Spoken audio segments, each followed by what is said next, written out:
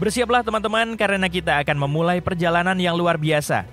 Dengan bantuan para ilmuwan super pintar dan penelitian mereka, kami telah meminta AI untuk membawa kita kembali ke masa 2 miliar tahun yang lalu dan menunjukkan kepada kita seperti apa bumi kita yang mengagumkan ini. Jadi, kencangkan sabuk pengamanmu dan mari kita cari tahu. Dahulu kala saat bumi masih bayi, sekitar 4,5 miliar tahun yang lalu, masuk ke dalam mesin waktu dan berkunjung ke sana merupakan sebuah kesalahan besar. Seluruh tempat itu sangat berantakan. Pertama-tama tanahnya masih lengket dan cair, jadi pendaratan mesin waktumu akan menjadi resiko besar. Sekarang, begitu kamu mencoba keluar, kamu akan melihat bumi yang sama sekali berbeda dengan yang kita kenal sekarang. Lanskapnya adalah gabungan dari pegunungan terjal, lautan yang berkilauan, dan daratan yang membentang luas. Bayangkan, gunung berapi yang meletus dengan semburan api, menyemburkan gas dan abu ke udara. Ini seperti pertunjukan kembang api yang luar biasa. Dan bahkan jika kamu memiliki mesin baru yang canggih yang bisa melayang dan memiliki perisai khusus untuk menangani panas, kamu masih akan kesulitan bernapas. Soalnya atmosfer bumi pada masa awal agak muram. Awan tebal menggantung di langit, memberikan bayangan misterius di daratan di bawahnya. Udara setipis bisikan dan dipenuhi dengan berbagai macam gas yang menarik, seperti hidrogen dan helium. Karbon dioksida berputar-putar, memberikan warna hijau yang cerah. Uap air melayang di udara, menciptakan rasa lembab dan kabut yang menyegarkan. Oh, dan mungkin ada sedikit amonia dan metana yang membuat suasana semakin menarik. Banyak gas keren kan? Tapi tunggu, ada yang kurang oksigen. Jadi, jika kamu menarik napas dalam-dalam, kamu tidak akan merasakan desakan udara yang biasa mengisi paru-parumu. Di daratan, belum ada hutan yang rimbun atau pepohonan yang menjulang tinggi. Sebaliknya, kamu akan menemukan medan berbatu yang terjal. Beberapa bebatuan purba ini memiliki bekas-bekas kekuatan yang kuat, tabrakan dan gempa bumi yang telah membentuk daratan ini selama jutaan tahun. Namun di tengah-tengah semua keindahan purba ini, sesuatu yang menakjubkan akan segera terjadi. Kehidupan pada tahap awal sedang berevolusi dan mempersiapkan diri untuk memasuki masa kejayaannya. Organisme sederhana seperti ganggang dan bakteri menguasai tempat ini. Mereka tumbuh subur di lautan, menggunakan karbon dioksida yang melimpah untuk tumbuh dan berkembang biak. Perairan penuh dengan aktivitas, dengan bentuk kehidupan mikroskopis yang berwarna-warni dan bergerak cepat seperti kota yang sibuk. Organisme kecil ini bekerja keras, melepaskan oksigen saat mereka melakukan kegiatannya. Mereka seperti pabrik kecil yang secara perlahan mengubah komposisi atmosfer. Jadi, seperti inilah rupa bumi pada masa awal, kurang lebih. Tapi, mengapa ia begitu buruk? Dan bagaimana bisa berubah begitu banyak sejak itu? Panas bumi berasal dari berbagai macam hal yang terjadi selama pembentukannya. Pertama, ada panas yang sangat besar yang sudah dikemas ke dalam objek-objek yang bersatu membentuk planet kita. Kemudian, ketika bumi tumbuh semakin besar dan kuat, gaya gravitasinya mendapat dorongan tenaga yang besar. Gaya gravitasi ini menarik lebih banyak benda, tapi juga memberikan pelukan yang sangat kuat pada bumi, meremas segala sesuatu dengan erat. Dan kalian tahu apa yang terjadi ketika benda-benda terhimpit? Benda-benda itu akan memanas seperti panci presto. Pemanasan yang luar biasa ini berdampak besar pada struktur bumi. Bayangkan bumi sebagai sekumpulan batu, logam, dan mineral. Namun, ketika suhu bumi memanas, bebatuan dan logam menjadi sangat panas sehingga meleleh. Dan coba tebak, logam yang lebih padat tenggelam ke pusat dan menjadi inti bumi, sedangkan batuan yang lebih ringan melayang ke atas dan menjadi kerak dan mantel. Seolah-olah bumi memutuskan untuk memisahkan diri, menciptakan lapisan-lapisan yang terpisah. Para ilmuwan menyebut pemisahan liar ini sebagai diferensiasi. Namun, pemanasan tidak berhenti sampai di situ. Dengan semua percampuran dan pergerakan ini, bumi menjadi semakin panas. Rasanya seperti menyalakan api di dalam oven planet raksasa. Semua panas yang luar biasa ini memiliki konsekuensi yang serius. Suhu bumi yang tinggi membuat segala sesuatu bergerak dengan sangat cepat. Lempeng-lempeng tektonik menari-nari seakan-akan tidak ada hari esok. membuat permukaan bumi menjadi sangat aktif dan penuh dengan gejolak geologi. Oh, dan bukan hanya itu, bumi juga dihujani oleh beberapa pengunjung kosmik yang hebat. Bayangkan begini, ketika bumi sedang sibuk mengumpulkan berbagai macam puing-puing angkasa saat pembentukannya, bagian lain dari tata surya sedang mengalami kekacauan. Saturnus dan Jupiter memutuskan untuk mengacaukan keadaan dengan mengubah orbitnya, mengirimkan sejumlah besar benda-benda masif yang meluncur ke arah bumi. Tabrakan-tabrakan ini bukan main-main. Tabrakan-tabrakan ini menghasilkan ledakan yang melelehkan mineral-mineral di kerak bumi dan bahkan menguapkannya. Ledakan ini sangat kuat sampai melontarkan gas ke atmosfer bumi. Benar-benar pertunjukan kembang api yang dahsyat. Percaya atau tidak, kita masih bisa melihat bekas-bekas pertempuran kuno dari tabrakan-tabrakan ini. Memang butuh kerja detektif yang cermat, tapi kita bisa melihat sekilas bekas-bekas tabrakan itu. Sebagai contoh, ada tempat yang disebut Kawah Maniitsoq di Greenland. Meskipun tidak ada kawah yang bisa dilihat, kita bisa meneliti bebatuan yang letaknya mencapai 20,1 hingga 25 km di bawah permukaan bumi pada masa lalu. Dan coba tebak, batuan-batuan itu memiliki bekas guncangan yang kuat dan tiba-tiba. Nah, itu baru lingkungan yang tangguh. Tabrakan yang paling dahsyat di antara semua tabrakan itu terjadi dengan sebuah planet bernama Theia. Theia yang seukuran Mars menabrak bumi dengan suara dentuman dahsyat. Itu adalah peristiwa kolosal yang mengubah segalanya. Inti logam Theia menyatu dengan inti bumi, sementara lapisan luar kedua planet hancur dan terlempar ke angkasa. Hasilnya, sebuah cincin puing-puing yang indah mengelilingi bumi. Nah, inilah bagian yang paling keren. Puing-puing itu tidak hanya melayang-layang selamanya. Puing-puing itu mulai menyatu, seperti potongan-potongan puzzle yang menemukan pasangannya. Dan voila, kita punya bulan sendiri. Apakah kalian bisa mempercayainya? Dan proses pembentukan bulan yang luar biasa ini mungkin hanya membutuhkan waktu 10 tahun atau bahkan kurang dari itu. Gila bukan? Para ilmuwan menyebut seluruh proses pembentukan bulan ini sebagai hipotesis tumbukan raksasa. Jadi lain kali saat kamu menatap bulan di langit malam, ingatlah bahwa bulan sebenarnya adalah potongan-potongan besar dari planet kita sendiri. Dan omong-omong, bumi juga mengalami petualangan yang cukup seru saat menciptakan atmosfernya. Pada awalnya, upaya pertama planet kita untuk memiliki atmosfer tidak berjalan mulus. Planet ini memiliki lapisan tipis hidrogen dan helium yang ikut bersama semua materi yang terkumpul. Tapi, gas-gas itu seperti seniman yang licik dan memutuskan untuk melayang ke luar angkasa. Dadah, gas-gas! Untungnya, bumi tidak menyerah. Ia melanjutkan untuk putaran kedua, dan kali ini jauh lebih sukses. Letusan gunung berapi datang untuk menyelamatkan. Letusan itu memuntahkan semua jenis gas seperti uap air, karbon dioksida, dan banyak lagi gas-gas lainnya. Bahkan meteorit dan komet pun ikut bergabung, membawa banyak air dan nitrogen. Atmosfer bumi menjadi sebuah pesta.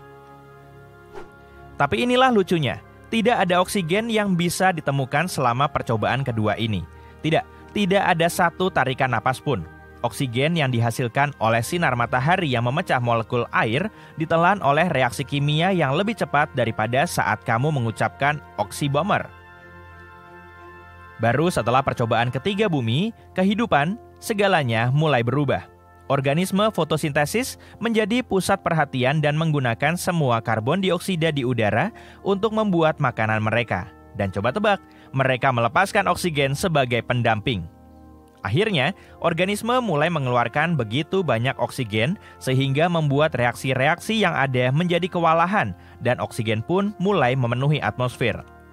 Namun, butuh beberapa waktu dan baru sekitar 350 juta tahun yang lalu kita mendapatkan tingkat oksigen yang kita miliki saat ini.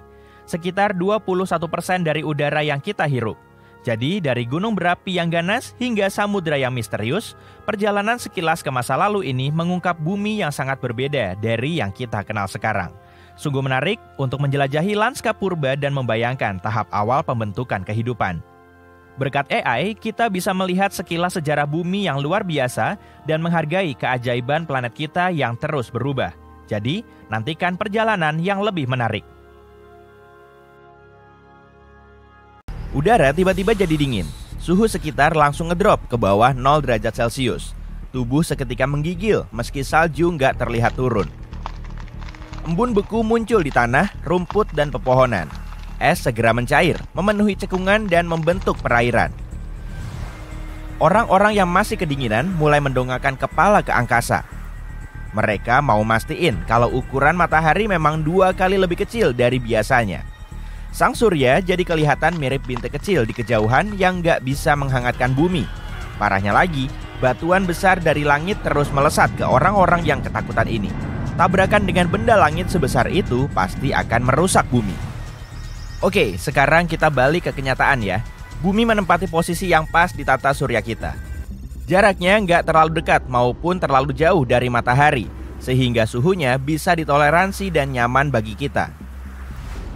Planet kedua dari matahari yaitu Venus. Para saintis sering menyebutnya sebagai kembaran jahat bumi karena suhunya sangat panas dan nggak memungkinkan adanya kehidupan.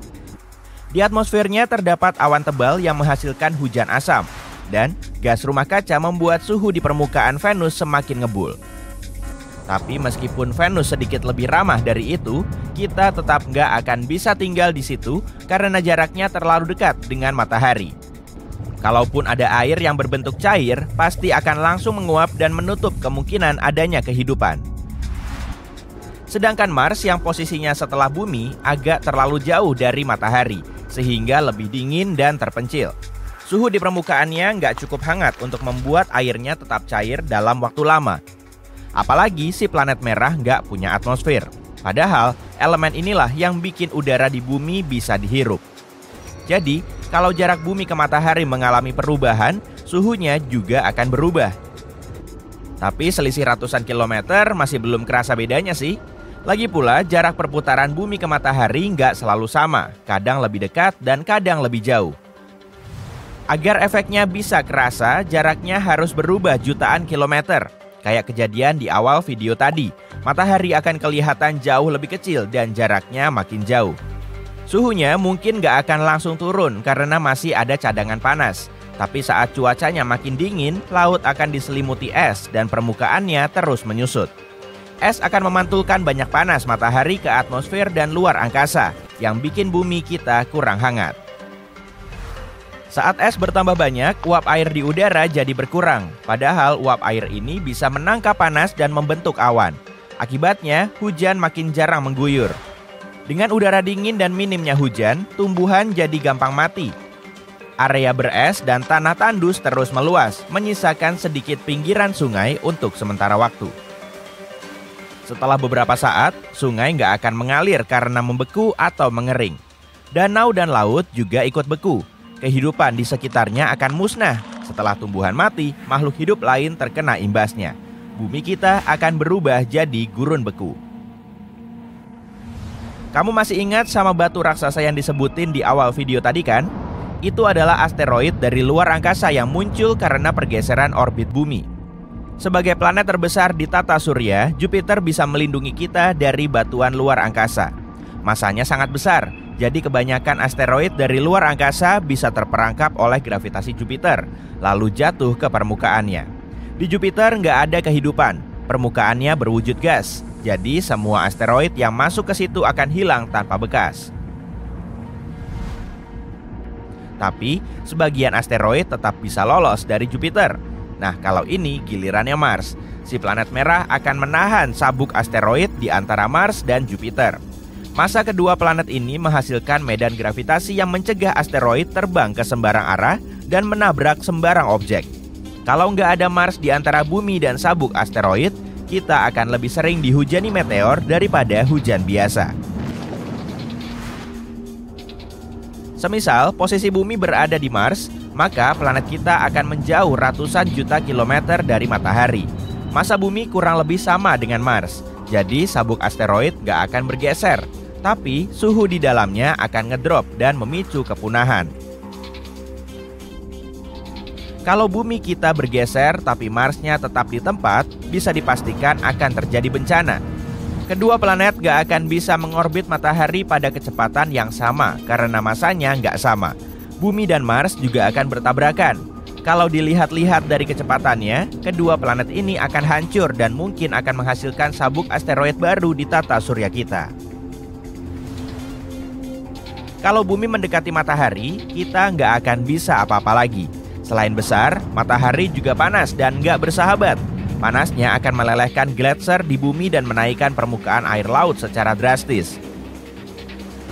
Air akan langsung membanjiri sebagian besar benua dan daratan semakin menyusut. Artinya, penyerapan panas terus bertambah sehingga menyebabkan kenaikan suhu. Perairan luas juga cepat menguap, lalu melepaskan banyak uap air dan karbon dioksida ke atmosfer. Karbon dioksida adalah gas rumah kaca yang menyerap panas dan uap air. Kedua zat ini akan menjebak lebih banyak panas matahari dan membentuk awan tebal. Kondisinya mirip banget kayak di Venus, tapi tanpa asam. Lapisan awan tebal ini juga bikin planet kita semakin panas. Pada akhirnya, seluruh permukaan bumi akan terus memanas, hingga kebanyakan makhluk hidup nggak mampu bertahan. Hanya segelintir makhluk hidup tahan banting yang bisa bertahan di suhu setinggi itu. Misalnya, hewan gurun. Hujan tetap akan turun sih, tapi nggak bikin suhunya dingin. Tumbuhan akan sulit beradaptasi di lingkungan baru yang bersuhu panas. Tumbuhan di daerah dingin akan cepat layu, kemudian mati, dan akhirnya tumbuhan yang hidup di daerah beriklim sedang sampai tropis juga ikut mati. Bumi akan berubah jadi bola batu yang tandus lagi, tapi kali ini oleh panas. Jarak bumi ke matahari, kemiringannya, kecepatan rotasinya, orbitnya terhadap matahari, dan bahkan kehadiran bulan sebagai satelit alaminya sangat penting bagi kehidupan di bumi. Kalau bumi nggak sedikit miring ke matahari, Khatulistiwa bakal panas banget dan kedua kutubnya bakal dingin banget. Musim juga nggak akan berganti. Yang ada cuma musim panas dan musim dingin berkepanjangan. Planet kita mendapat panas secara merata dari segala sisi dengan kemiringan dan rotasinya sekarang. Jadi mirip kayak barbeque yang lagi dipanggang. Saat salah satu sisinya menghadap matahari, sisi lainnya gelap dan dingin. Kalau nggak ada perbedaan siang dan malam, kita mungkin cuma bisa menempati beberapa area dengan senja berkepanjangan. Bayangin aja, hidup tanpa matahari terbit dan terbenam, pasti bakal suram banget. Bumi sudah bikin kita nyaman dengan kondisi normalnya, iya kan? Ayo naik! Aku udah nyiapin tur keliling planet dekat bumi. Mari kita mulai dari Merkurius, planet terkecil di tata surya. Pada siang hari, suhu di permukaan planet ini bisa mencapai 430 derajat Celcius. Dan pada malam hari, suhunya bisa turun hingga minus 180 derajat Celcius. Suhu di sini sangat ekstrim karena planet ini tidak punya atmosfer. Sebagai gantinya, Merkurius punya eksosfer tipis. Itulah salah satu alasan kenapa Merkurius tidak bisa dihuni. Suhu dan radiasi matahari terlalu ekstrim bagi organisme apapun untuk bertahan hidup di sana. Sekarang, mari bayangkan cara untuk hidup di Merkurius. Lantas, seperti apa kehidupan di sana? Permukaan Merkurius mirip bulan.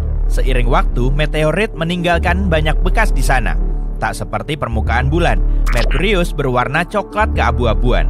Sekarang, lihat ke atas. Ukuran matahari di Merkurius 3 kali lipat di bumi. Dan sinar matahari hampir 7 kali lebih terang. Kacamata hitam seperti apa yang bakal kita pakai kalau tinggal di sana ya? Bisakah kehidupan muncul di planet ini di masa depan? Kemungkinannya sangat kecil. Nah, bagaimana kalau kita mendarat di Venus? Kamu mungkin mengira planet terpanas di tata surya kita adalah Merkurius karena letaknya paling dekat dengan matahari. Namun kenyataannya, gelar ini jatuh ke Venus. Apa yang membuat Venus sepanas ini? Alasan terbesarnya adalah atmosfernya. Hampir seluruh atmosfernya terdiri dari karbon dioksida. Atmosfernya sangat tebal sehingga menyebabkan planet ini memanas tanpa henti. Pada dasarnya, gas atmosfer mencegah radiasi termal meninggalkan Venus. Jadi, planet ini tak bisa mendingin. Air di permukaannya pun terus berubah menjadi uap. Jika permukaan Venus adalah makanan, maka atmosfernya ibarat microwave. Itu sebabnya suhu di sini bisa mencapai 465 derajat Celcius. Bagaimana rasanya tinggal di Venus? Di bumi, musim berubah karena kemiringan planet. Namun, Venus tidak mengalami perubahan berarti sepanjang tahun. Kondisi siang dan malam hari juga lumayan konstan. Bagaimana dengan pemandangan langitnya? Awan di Venus tampak kuning atau putih cerah. Mereka sebagian besar terbuat dari asam sulfat beracun. Tapi kemudian, kenapa Venus tampak oranye kemerahan saat kamu melihatnya dari bumi? Bicara soal warna planet yang sebenarnya bisa menjadi urusan rumit. Rona benda luar angkasa ini mungkin berbeda saat kamu melihatnya dari planet lain. Jika kita melakukan perjalanan jauh ke Venus, permukaan coklat kemerahan akan menyambut kita. Molekul karbon dioksida dan asam sulfat menghalangi sinar matahari di permukaan Venus. Oleh karena itu, planet ini berwarna jingga kemerahan. Oh iya, apa kamu tahu Venus sering disebut kembaran bumi? Kedua planet ini punya ukuran yang hampir sama. Keduanya punya permukaan yang relatif muda dan atmosfer tebal berawan. Selain itu, orbit Venus juga paling dekat dengan bumi. Itu mungkin menimbulkan pertanyaan tentang kemungkinan kehidupan di Venus. Tapi tidak, Venus tak layak huni. Tujuan berikutnya adalah Mars. Tak seperti Venus, Mars punya musim karena kemiringan planet ini pada porosnya. Mars juga punya efek musiman sekunder yang disebabkan orbitnya yang sangat elips. Belahan Mars Selatan punya musim dingin yang lebih dingin dan musim panas yang lebih panas dibanding belahan Mars Utara. Suhu rata-rata di Mars adalah minus 60 derajat Celcius. Tapi suhu bisa berbeda dari kutub hingga khatulistiwa. Mereka bervariasi secara dramatis dalam satu minggu. Tetap saja, tak terlalu buruk jika dibandingkan dengan dua planet sebelumnya kan? Apa Mars layak huni? Hal pertama yang harus dikhawatirkan organisme hidup di sini adalah radiasi ruang angkasa. Bumi punya medan magnet dan atmosfer tebal untuk melindungi permukaan dari radiasi. Mars tak punya keduanya. Gravitasi planet ini sepertiga bumi. Gravitasi lebih lemah dan atmosfer lebih tipis mempersulit makhluk hidup untuk bertahan hidup di planet merah. Pada tahun 2013, NASA melaporkan danau air tawar purba yang bisa menjadi lingkungan ramah bagi kehidupan mikroba. Ini menjadi bukti bahwa air cair pernah mengalir di Mars. Konfirmasi ini menunjukkan Mars mungkin punya lingkungan yang diperlukan untuk mendukung kehidupan. Tapi, apa yang terjadi dengan air di Mars? Penjelasan paling populer adalah atmosfer planet ini menjadi terlalu tipis dan dingin untuk menampung air cair di permukaan Mars. Hilangnya air Mars mungkin juga terkait dengan hilangnya medan magnet awal. Atau alasannya mungkin adalah ukuran planet merah ini. Mars mungkin terlalu kecil untuk menampung air. Jadi saat ini Mars tak layak huni. Tapi kamu tahu para ilmuwan terus mengirim misi ke Mars? Mungkin mereka akan menemukan beberapa informasi baru. Kita lihat saja nanti ya. Sekarang Jupiter. Apa kamu pernah bertanya-tanya bagaimana rasanya hidup di planet terbesar di tata surya? Lingkungan Jupiter adalah tempat yang sangat tidak mungkin menopang kehidupan. Suhu dan komposisinya terlalu ekstrem untuk organisme apapun. Jupiter punya lapisan gas, sebagian besar hidrogen dan helium. Gas-gas ini memenuhi seluruh planet. Secara harfiah, tak ada permukaan padat di planet ini. Gas ini turun sampai ke intinya. Di bawah permukaan, gas ini menjadi cair dan berubah menjadi plasma karena tekanan atmosfer di sana jauh lebih kuat daripada di tempat manapun di bumi. Agar kamu bisa membayangkan, organisme di Jupiter harus menahan tekanan atmosfer 1000 kali lipat lebih kuat daripada di bumi. Bisakah makhluk hidup bertahan dalam kondisi seperti itu? Agak mustahil. Jupiter benar-benar tidak bisa dihuni. Tapi kamu pernah dengar bulannya, Europa, mungkin merupakan zona layak huni. Pindah lagi yuk, Saturnus. Ini planet terbesar kedua di tata surya. Seperti Jupiter, Saturnus adalah bola gas raksasa yang terutama terdiri dari hidrogen dan helium. Bagaimana suhu di Saturnus? Dingin banget. Selain itu, ada angin yang sangat kuat di sana. Angin di atmosfer atas Saturnus mencapai kecepatan 490 meter per detik. Mari kita bandingkan dengan badai di bumi untuk mendapatkan pemahaman lebih baik.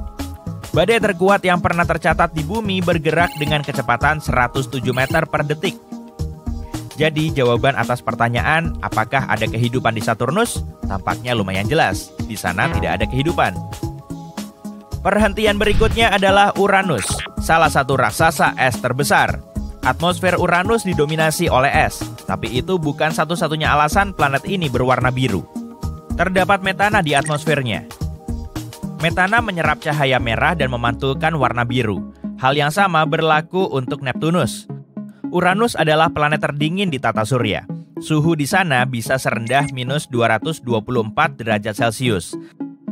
Kehidupan di bumi membutuhkan sinar matahari untuk mendapatkan energi. Tapi di Uranus tak ada yang bisa menghasilkan energi apapun bagi kehidupan untuk berkembang. Intinya, Uranus tidak punya lingkungan untuk menopang kehidupan. Lanjut ke Neptunus, raksasa es kedua. Apa yang ada di planet terjauh di matahari ini? Jelas, di sana sangat dingin.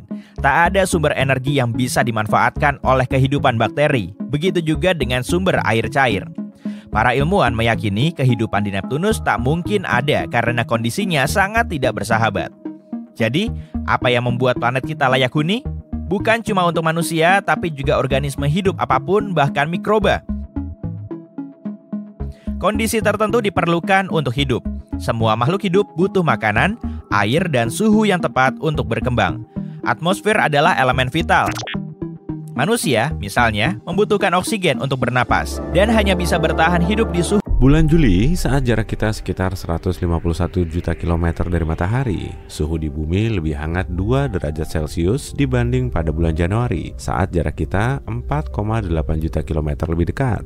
Soalnya, daratan kering di utara lebih banyak daripada di selatan. Dan daratan cenderung lebih panas daripada air. Selama musim panas di utara pada bulan Juli, lebih banyak daratan memanas dibanding bulan Januari. Jadi, bumi sedikit lebih panas pada bulan-bulan ini meskipun jarak kita lebih jauh dari sumber panas. Semakin dekat bulan ke cakrawala, semakin besar ukuran yang terlihat. Fenomena ini disebut ilusi bulan. Sebuah teori menjelaskan kalau atmosfer berfungsi kayak kaca pembesar. Artinya, bisa bikin bulan kelihatan lebih besar. Padahal, kalau emang atmosfer berpengaruh, bulan seharusnya kelihatan lebih kecil, bukan lebih besar.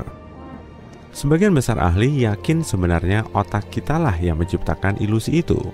Pikiran kita bisa memperbesar ukuran bulan lebih dari 2 kalinya. Waktu satelit bumi ini berada tinggi di langit, kamu nggak tahu jaraknya kan?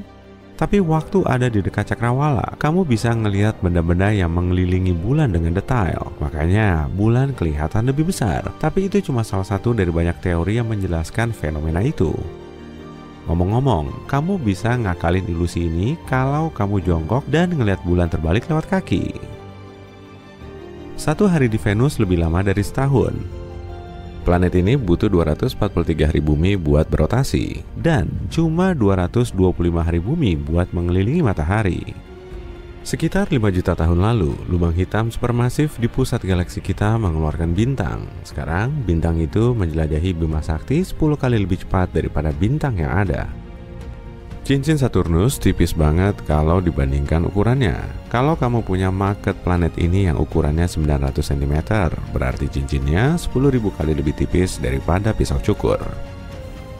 Umur Merkurius sudah beberapa miliar tahun. Pada 2016, saintis nemu keanehan di permukaan planet itu yang nunjukin kalau Merkurius menyusut. Setelah diteliti lagi, ternyata Merkurius belum selesai mendingin. Bumi dan bulan perlahan menjauh, tapi pelan banget kayak pertumbuhan kuku. Ini adalah sisi lain dari gaya gravitasi satelit kita. Bulan memengaruhi gelombang pasang di samudera bumi. Nah, gelombang itu mendorong bulan dan mempercepatnya. Nantinya, ini bikin satelit kita terdorong ke orbit lebih tinggi. Di zaman prasejarah, jarak bulan ke bumi lebih dekat daripada sekarang. Untungnya, kita nggak kehilangan bulan. Semakin jauh bulan, semakin lemah tarikan gravitasinya. Artinya, nggak lama lagi, bumi nggak akan mendorong bulan dengan kekuatan itu. Ditemukan tahun 2017, Kelt 9b adalah planet terpanas yang kita tahu. Nanti kalau kamu ngeluh panas lagi, ingat, suhu di planet itu bisa mencapai 4.300 derajat Celcius. Soalnya planet itu dekat banget sama bintangnya yang bernama Kelt 9. Bintang ini jauh lebih panas dan lebih besar dibanding matahari. Para ahli yakin bintang raksasa ini bakal melenyapkan seluruh planetnya karena panasnya itu. Mungkin kayak sauna matahari ya. Semua hal di bumi dan semua hal yang bisa dilihat manusia di luar angkasa dengan bantuan teleskop dan alat lain adalah materi normal. Materi itu terdiri dari atom dan molekul. Jumlahnya cuma 5% dari alam semesta loh. Hampir 3/4 alam semesta adalah energi gelap. Astronom bahkan nggak bakal tahu tentang itu kalau beberapa puluh tahun lalu nggak diketahui bahwa perluasan alam semesta nggak melambat. Malah sebaliknya, alam semesta semakin cepat. Artinya, ada kekuatan membingungkan yang menghalangi gravitasi. Itu disebut energi gelap. Pengelasan dingin adalah fenomena di luar angkasa saat dua potong logam yang sama dengan mudah menyatu tanpa panas. Sekitar 700 tahun lalu, peristiwa misterius yang terjadi mungkin bikin Venus berada di tempatnya sekarang. Emang sih, astronom nggak bisa ngelihat langsung permukaan planet ini karena permukaannya tertutup awan tebal. Tapi misi luar angkasa yang udah dikirim ke planet panas ini mengungkap bahwa Venus dipenuhi gunung berapi yang memuntahkan api, pegunungan besar, kawah, dan dataran lahar. Suhu di planet ini juga tinggi banget sampai bisa melelehkan tembaga. Tekanan atmosfernya sangat besar sampai bisa menghancurkan makhluk hidup yang nggak sengaja ke sana.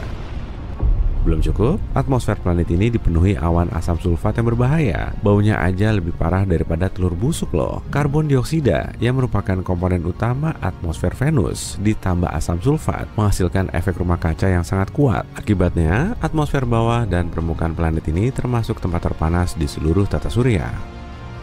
Ukuran bintang neutron sama kayak kota kecil, tapi masanya sekitar 1,4 kali massa matahari. Bintang ini terbentuk waktu bintang masih mati dan intinya runtuh. Intinya terus menekan sampai semua elektronnya hancur, sehingga cuma meninggalkan neutron. Ini bikin bintang neutron salah satu benda terpadat di alam semesta. 1 sendok teh materi bintang neutron aja bisa punya berat 1 miliar ton loh. Pantesan aja ngambil sampel ini dan mengirimnya ke bumi bakal susah banget. Soalnya gravitasi di bintang neutron 2 miliar kali lebih kuat daripada gravitasi di bumi. Karena pengaruh bulan pada bumi, planet kita pelan-pelan berputar semakin lambat. Iya, pelan-pelan banget. Sekitar 17 milidetik setiap 100 tahun. Jadi bakal butuh 140 juta tahun sebelum sehari jadi 25 jam. Berarti waktu dinosaurus menghuni bumi cuma ada 23 jam sehari dong. Cuma ada sedikit banget aktivitas yang terjadi di dalam bulan dan hampir nggak ada atmosfer di sekelilingnya. Makanya saintis bisa nyari tahu kawah tumbukan yang tersebar di permukaan satelit kita selama miliaran tahun. Saat meneliti kawah itu, astronom menemukan kalau bulan dengan planet kita mengalami pembombardiran berat akhir sekitar 4 miliar tahun lalu. Peristiwa ini juga dikenal sebagai bencana bulan. Jangka waktu ini berlangsung selama beberapa ratus juta tahun. Selama itu, banyak asteroid menabrak bumi, Merkurius, Mars, dan Venus. Teori saintifik terbaru mengungkap bahwa Venus mungkin punya iklim stabil selama miliaran tahun sebelum terjadi masalah. Astronom melakukan penelitian dan membuat model dunia Venus virtual.